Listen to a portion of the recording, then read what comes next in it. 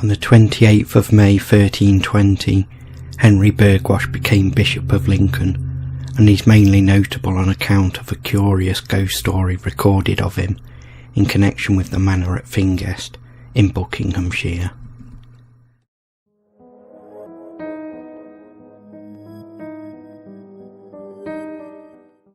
Until 1845, Buckinghamshire was in the Diocese of Lincoln, and the bishops possessed considerable estates and 2 palaces of residence in the county. They had the Palace of Woburn near Marlow, and a lesser residence of Fingest, a small secluded village near Wickham. Their manor house of Fingest was plain, of no great size or prestige. The bishops had more grander manors than that of Fingest, and it is unknown as to why they often chose to reside here. It has been suggested that it is on account of its sheltered location, or from its suitableness for meditation, or because the surrounding country was thickly wooded and well stocked with deer. Others have suggested that due to its remoteness, it offered seclusion for more darker deeds. One of these evildoers was Henry Bergwash, who was described as neither good for church nor state, sovereign nor subject, but was covetous, ambitious, rebellious, and injurious. Despite this, he was twice Lord Treasurer, once Chancellor, and was once sent as ambassador to Bavaria. Bergwash's scandalous acts were recorded in his church's history as, "This Bergwash was he who, by mere might, against all right and reason, took in the common land of many poor people, without making the least reparation, therewith to complete his park at Fingest. These wrong persons, though seeing their own bread, beef and mutton turned into the bishop's venison, durst not complain with him who was Chancellor of England, though he had neither law nor equity in his proceedings." Bergwash persisted in this cruel act of injustice even to the day of his death in 1340, but having brought on himself the hatred of the poor, he could not rest quietly in his grave, for his spirit was doomed to wander about that land which he had, while living, so unjustly appropriated to himself. We are gravely informed by his biographer that on a certain night he appeared to one of his familiar friends, apparelled like a forester, all in green, with a bow and quiver, and a bugle horn hanging by his side. To his former friend he made known his miserable case. He said that on account of the injuries he had done the poor while living, he was now compelled to be the park keeper on that place which he had so wrongfully enclosed. He therefore entreated his friend to repair the canons of Lincoln, and in his name to request them to have the bishop's park reduced to its former extent, and to restore the poor the land which he had taken from them. His friend duly carried his message to the canons, who, with equal readiness, complied with their dead bishop's ghostly request, and deputed one of their prebendaries, William Batchelor, to see the restoration properly effected. The bishop's park was reduced, and the common restored to its former dimensions, and the ghostly park keeper was seen no more.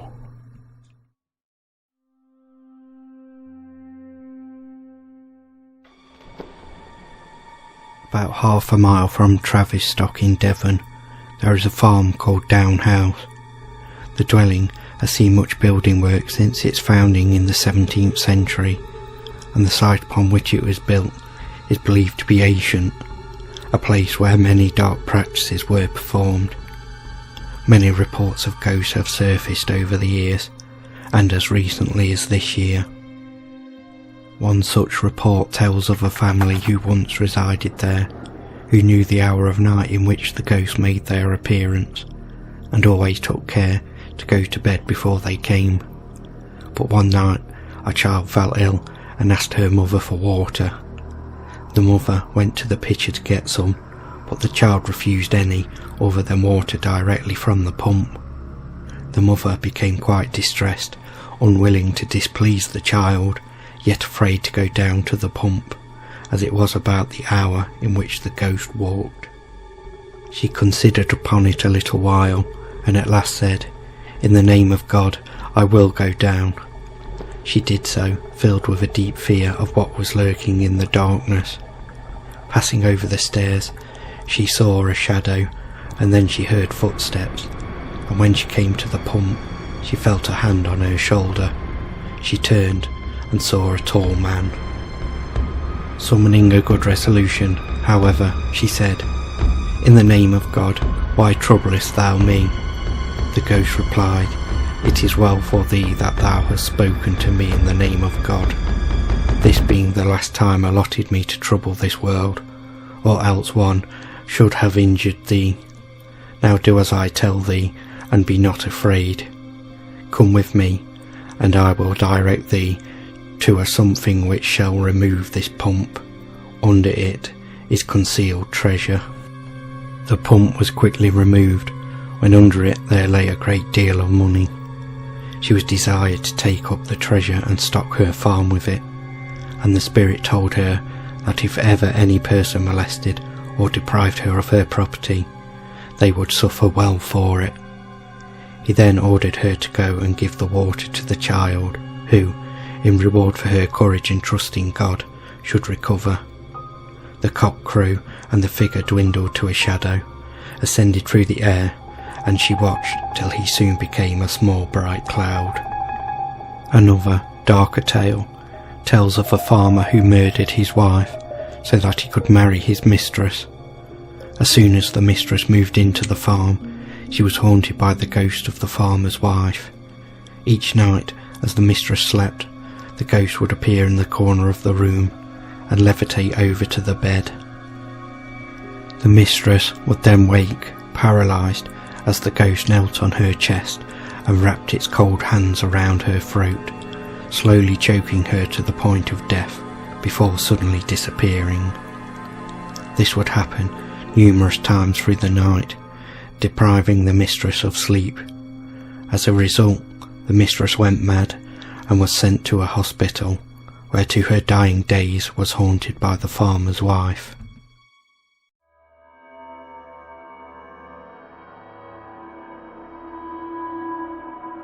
Ezekiel Gross was a lawyer who brought the lands of Rosewarne from one of the de Rosewarneses, who had become involved in difficulties by attempting to support the dignity of his family. Evidence suggests that Ezekiel was the legal advisor of this unfortunate Rosewarne, and that he was not over honest in his transactions with his client. However, Ezekiel Gross had scarcely made Rosewarne his dwelling place before he was alarmed by noises, at first of an unearthly character, and subsequently, one very dark night, by the appearance of the ghost himself in the form of a worn and aged man. Ezekiel was not a man to be easily terrified, and for some time he paid no attention to his nightmare visitor. However, the repetition of the visits became annoying to Ezekiel. One night, when seated in his office examining some deeds, and being rather irritable, having lost an important suit, his visitor approached him, making some strange indications which the lawyer could not understand. Ezekiel suddenly exclaimed, "In the name of God, what wantest thou?" The ghost replied, "To show thee, Ezekiel Gross, where the gold for which thou longest lies buried." Ezekiel was ever in a mind to obtain greater wealth, yet he hesitated now that his ghostly friend had spoken so plainly, and trembled in every limb as the ghost slowly delivered himself in sombre tones of his telling speech. Ezekiel looked intently on the ghost, but he dared not utter a word. He longed to obtain possession of the secret, yet he feared to ask him where he was to find this treasure. The ghost looked fixedly at the poor trembling lawyer, as if enjoying the sight of his terror. At length, lifting his finger, he beckoned Ezekiel to follow him, turning at the same time to leave the room. Ezekiel was glued to his seat. He could not exert strength enough to move, although he desired to do so. "I command thee, come," almost shrieked the ghost. Ezekiel felt that he was compelled to follow his friend, and by some supernatural power rather than his own, he followed the ghost out of the room and through the hall into the park.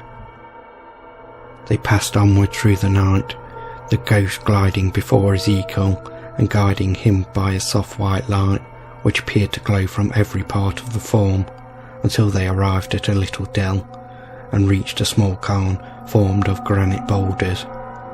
By this the ghost rested, and when Ezekiel approached it and was standing on the other side of the cairn, still trembling, the aged man looked fixedly in his face and said in a low tone, "Ezekiel, thou longest for gold as I did. I won the glittering prize, but I could not enjoy it. Heaps of treasure are buried beneath these stones. It is thine, if thou dig for it. Win the gold, Ezekiel, glitter with the wicked ones of the world, and when thou art the most joyous, I will look in upon thy happiness." The ghost then disappeared, and as soon as Ezekiel could recover himself from the extreme trepidation, he looked about him, and finding himself alone, he exclaimed, "Ghost or devil, I will soon prove whether or not thou liest." Ezekiel is said to have heard a laugh echoing between the hills as he said those words. Ezekiel noted well the spot and returned to his house, where he pondered on all the circumstances of his case, and eventually resolved to seize the earliest opportunity, when he might do so unobserved, of removing the stones and examining the ground beneath them. A few nights after this, Ezekiel went to the little cairn and removed the stones. He then commenced digging, and had not proceeded far when his spade struck against some other metal. He carefully cleared away the earth and uncovered a metallic urn of some kind. This bronze urn contained gold coins of a very ancient date. He loaded himself with this treasure and returned home. From time to time at night, as Ezekiel found he could do so without exciting the suspicions of his servants, he visited the urn, and thus by degrees removed all the treasure to Rosewarne House. With this newfound wealth, Ezekiel made improvements to his mansion and in his personal appearance, something that never went unnoticed by the neighbouring gentry. He abandoned practising law and led a life of a country gentleman. He flamboyantly paraded his wealth to procure all earthly enjoyments, and despite his infamously bad character, he succeeded in drawing many of the landed proprietors around him. Things went well with Ezekiel, and he decided to flaunt his wealth further by hosting a grand ball on Christmas Eve. There was a large gathering at Rosewarne, and that night in the hall the ladies and gentlemen were in full enjoyment of the dance, and in the kitchen all the servants were emulating their superiors. Everything was going joyously, when suddenly the atmosphere changed. It appeared as if in one moment the chill of death had fallen over everyone. The dancers paused and looked one at another, each one struck with the other's paleness, and there, in the middle of the hall, everyone saw a strange old man looking angrily, but in silence, at Ezekiel, who was fixed in terror, blank as a statue. No one had seen the old man enter the hall, yet there he was in the midst of them. It was but for a minute, and he was gone. Ezekiel, as if a frozen torrent of water had fallen in an instant, roared with impetuous laughter. Ezekiel called out, "What do you think for that for a Christmas play? There was an old Father Christmas for you. How frightened you all look. Butler, order the men to hand a round of spiced wines. On with the dancing, my friends. It was only a trick, ay, and a clever one, which I have put upon you. On with your dancing, my friends." Notwithstanding his boisterous attempts to restore the spirits of the evening, Ezekiel could not succeed. There was an influence stronger than any which he could command, and one by one, feigning various excuses, his guests took their departure, every one of them satisfied that all was not right at Rosewarne. From that Christmas Eve, Ezekiel was a changed man. He tried to be his former self, but it was in vain. Again and again he called his merry companions around him, but at every feast there appeared one more than was desired. An aged man, weird beyond measure, took his place at the table in the middle of the feast, and although he spoke not, he exerted a malicious power over all. No one dared to move or speak. Occasionally Ezekiel assumed the appearance of courage, which he felt not, rallied his guests, and made various excuses for the presence of the old friend, whom he represented as having a mental infirmity, as being deaf and dumb. On all such occasions the old man rose from the table, and looking at the host, laughed a demonic laugh of joy, and departed as quietly as he had came. The natural consequence of this was that Ezekiel's friends fell away from him, and he became a lonely man, amidst his vast possessions, his only companion being his faithful clerk, John Cole. The intimidating presence of the ghost became more and more constant, and wherever Ezekiel went, there was the aged man at his side. From being one of the finest men in the country, he became miserably diminished and a bent old man. Misery was stamped on every feature, and terror was indicated in every movement. At length he appears to have pled his ghostly attendant to free him of his presence. It was long before the ghost would listen to any terms, but when Ezekiel at length agreed to surrender the whole of his wealth to anyone whom the ghost might indicate, he obtained a promise that upon it being carried out in a perfectly legal manner in favour of John Cole, that he would no longer be haunted. This was after numerous struggles on the part of Ezekiel to retain his property, or at least some portion of it, legally settled, and John Cole became possessor of Rosewarne and the adjoining lands. Ezekiel was then informed that this evil spirit was one of the ancestors of the Rosewarnes, from whom by his fraudulent dealings he obtained the place, and that he was allowed to visit the earth again for the purpose of inflicting punishment upon the greedy lawyer. His greed had been gratified, his pride had been pampered to the highest, and then he was made a pitiful spectacle, at whom all men pointed and no one pitied. He lived on in misery, but it was not for a short time.